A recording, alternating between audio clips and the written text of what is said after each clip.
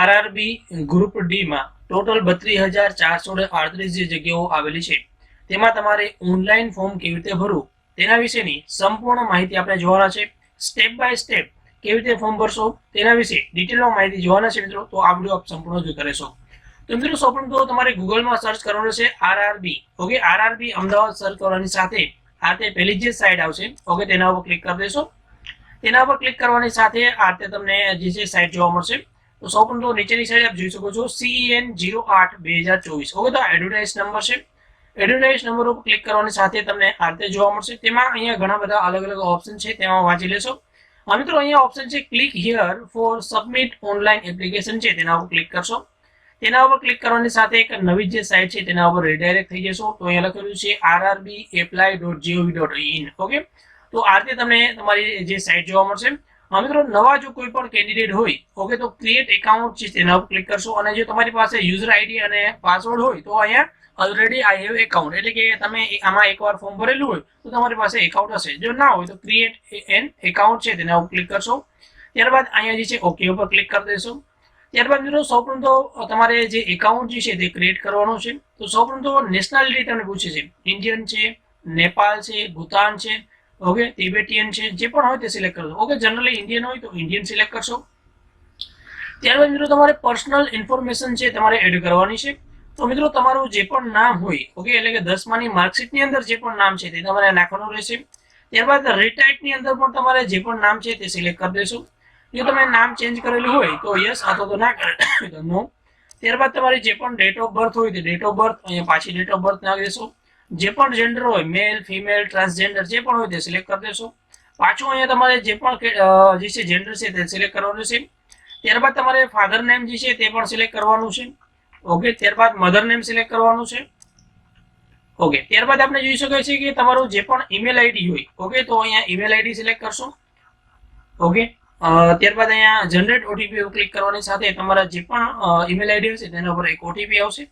ત્યારબાદ તમારા અહીંયા મોબાઈલ નંબર જે પણ હોય તે મોબાઈલ નંબર નાખી દેશો અને જનરેટ ઓટીપી ઉપર ક્લિક કરવાની સાથે રજિસ્ટર જે મોબાઈલ નંબર છે તેના ઉપર એક ઓટીપી આવશે. ત્યારબાદ જો તમારે આધાર નંબર નાખવાનો રહેશે. ત્યારબાદ જનરેટ ઓટીપી કરવાની સાથે આધાર કાર્ડ અને જે મોબાઈલ નંબર રજિસ્ટર હશે તેના પર એક ઓટીપી આવશે. ત્યારબાદ વેરીફાઈ ઉપર ક્લિક કરશો. ત્યારબાદ અહીંયા જે બોક્સ છે તેના ઉપર ક્લિક કરી અને તમારો જે પણ પાસવર્ડ તમારે રાખવો હોય ઓકે તો પાસવર્ડ રાખવાનો રહેશે. કન્ફર્મ જે છે અહીંયા તમારે પાછો પાસવર્ડ કરવાનો રહેશે. ઓકે, કન્ફર્મ કર્યા પછી અહીંયા ટિક માર્ક કરવાનું રહેશે. ત્યારબાદ અહીંયા તમારે preview and create my account છે તેના ઉપર ક્લિક કરવાની સાથે તમારું એક એકાઉન્ટ જે છે તે ક્રિએટ થઈ જશે. ઓકે મિત્રો, તો આ રીતે તમે પહેલા સૌપ્રથમ એકાઉન્ટ ક્રિએટ કરવાનું રહેશે. તમારે જે પણ તમારી ડિટેલ એન્ટર કરવામાં આવેલી છે તે બધી ડિટેલ તમારે એકવાર વેરીફાઈ કરી લેવાની રહેશે. વેરીફાઈ કર્યા પછી આ જે છે તેના પર ટિક માર્ક કરી દેવાનું છે. ત્યારબાદ ક્રિએટ એકાઉન્ટ છે તેના ઉપર ક્લિક કરવાની સાથે તમારું જે એકાઉન્ટ જે છે એ ક્રિએટ થઈ જશે.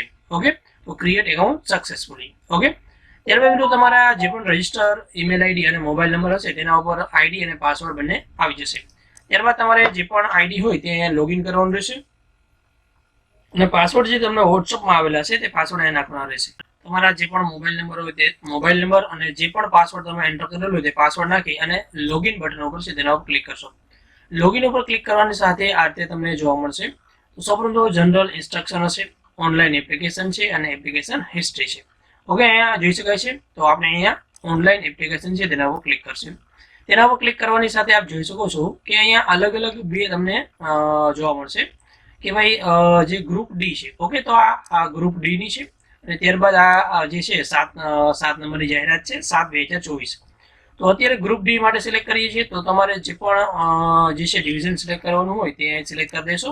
Okay, RRB Ahmedabad. ઓકે, આઈ એમ કરન્ટલી જે છે તેના માટે એપ્લાય કરીએ છીએ. તેના નેક્સ્ટ ઉપર ક્લિક કરશો. નેક્સ્ટ ઉપર કરવાની સાથે આપ જોઈ શકો છો કે ભાઈ this data is fetch from your previous data જે સેવ કરવામાં આવેલા છે તેના આધારે અહીંયા ડેટા સેવ જોવા મળશે. ત્યારબાદ સૌપ્રથમ તો તમારે અલગ અલગ સ્ટેપની અંદર પહેલા સ્ટેપની અંદર તમારે પર્સનલ ઇન્ફોર્મેશન, ત્યારબાદ અધર ડિટેલ, ત્યારબાદ એજ્યુકેશન ડિટેલ, ત્યારબાદ upload profile document and review and submit જે છે તેના પર ક્લિક કરવાનું છે. તો આપ જોઈ શકો છો જે પણ ડિટેલ છે તમે જોઈ શકો છો. ઓકે, જે પણ ડિટેલ અહીંયા આપવામાં આવેલી છે.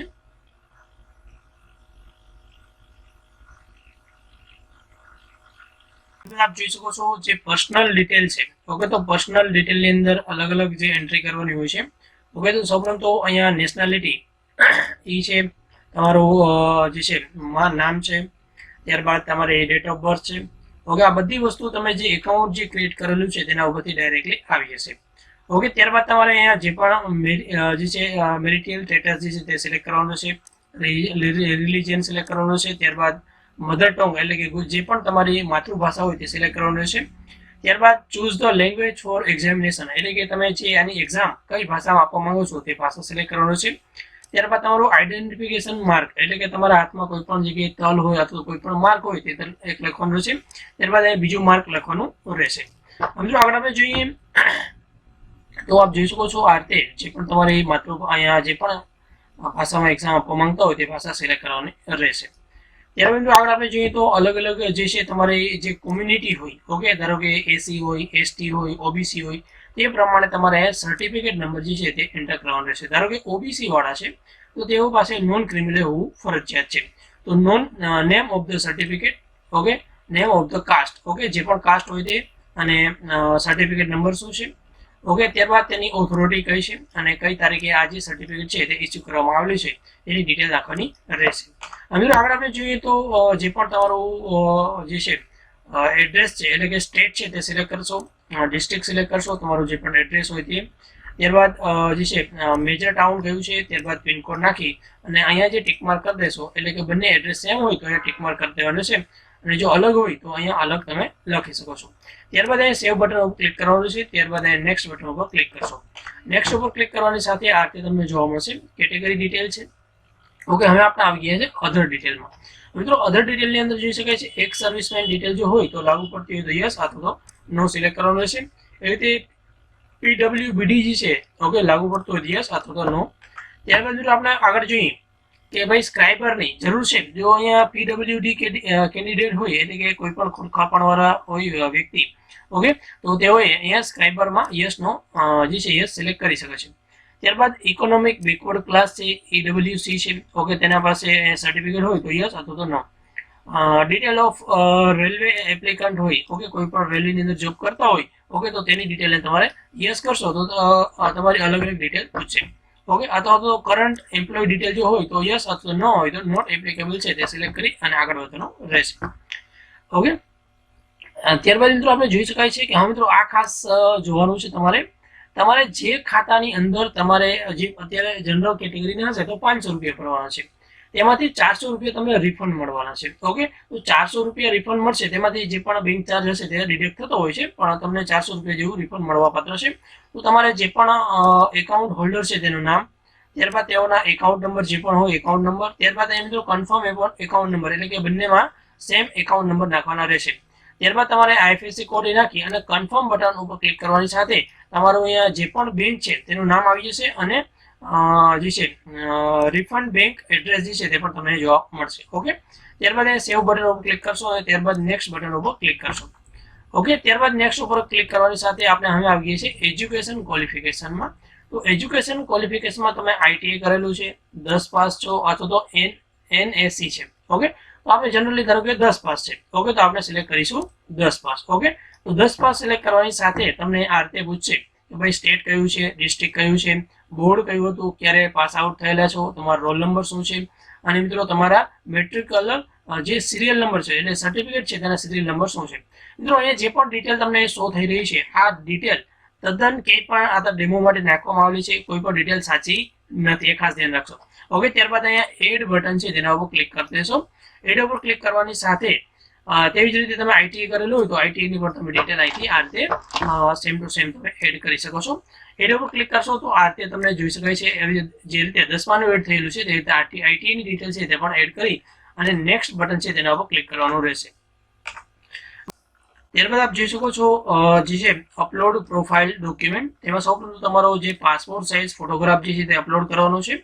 ત્યારબાદ તમારે સિગ્નેચર જે છે તે અપલોડ કરવાનું છે.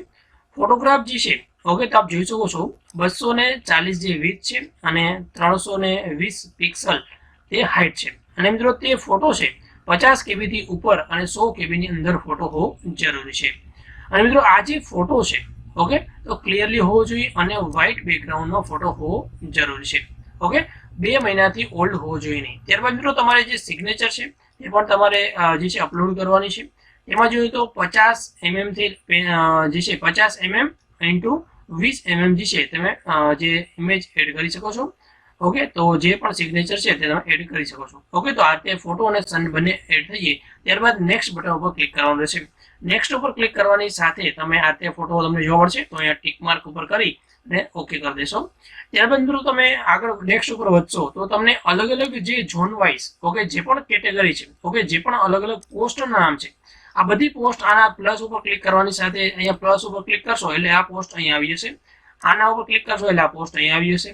એવી રીતે તમે જે પણ પોસ્ટમાં એપ્લાય કરવા માંગતો હોય તે પ્રિફરન્સ તમારે સિલેક્ટ કરવાનો છે. ઓકે, ધારો કે પહેલા તમને પેલી પોસ્ટમાં જોયું છે, બીજા નંબર ઉપર આમાં જોયું છે, ત્રીજા નંબર આમાં જે પણ પોસ્ટ છે તમારે બધી પોસ્ટ અહીંયા સિલેક્ટ કરી શકો છો.